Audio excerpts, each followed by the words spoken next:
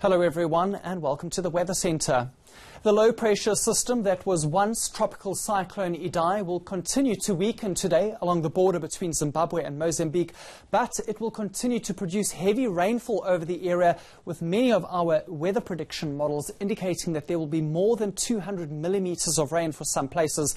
This is in addition to the extreme rainfall that's already fallen over these parts and will certainly exacerbate the flooding which is currently taking place in the region, and we will continue to monitor the situation quite closely. Over South Africa, on the other hand, it stays mostly quite settled. A cloudy start for some areas along the western and south coasts, but it becomes cloudy for those areas into this afternoon. And at the same time, we'll have cloud cover building up on the Highveld, a few thunder showers possible for some places. And then by this evening, we'll have another push of moist air along the western coastline, and that could even bring some light rain to the Overberg area of the Western Cape. So that's indicated on our rainfall probability map for today. Otherwise, a broad area of isolated thunder showers over much of the country's interior, including all of the Free State, Gauteng, just about all of Mpumalanga, as well as the interior of KwaZulu-Natal and the Eastern Cape. And a couple of light showers will also be drifting into the Lowveld and escarpment areas of Limpopo for today. There are two alerts for your Sunday, one of which is a watch. That is for the possibility of severe thunderstorms developing over some areas in the Eastern Cape and KwaZulu-Natal interior. And there is also a warning of high fire danger conditions for parts of the Northern Cape, as well as just touching some areas in the Western and Eastern Cape provinces.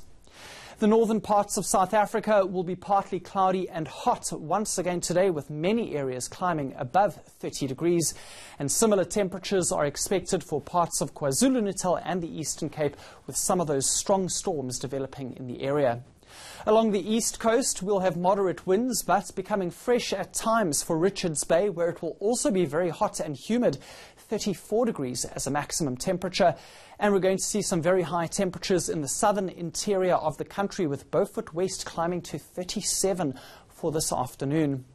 Mid-20s in the forecast along parts of the south coast. There is a 2.5 metres swell for this area coming in from the southwest.